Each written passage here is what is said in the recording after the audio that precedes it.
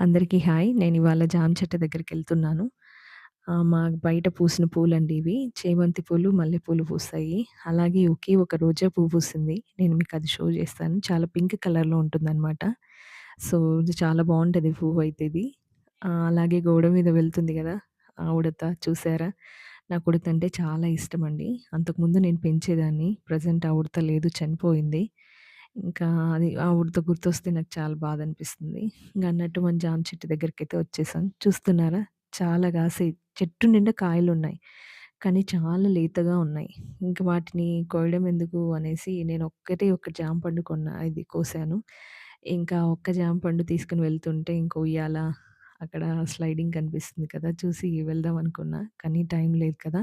So, అందుకు వెంటనే ఇంటికొచ్చేసి ఇంక ఆ జామ పండుని కట్ చేయడానికి చానా ప్రయత్నాలు చేశాను. ఎలాగోలాగ కట్ చేశాను.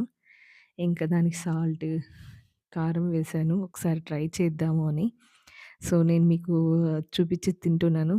ఏమి అసలు టేస్ట్ లేదండి. ఏదో ట్రై చేశాను. నా వీడియో నచ్చినట్లయితే థాంక్స్ అండి. మీ అందరికీ ఇష్క్ యూ ఆల్.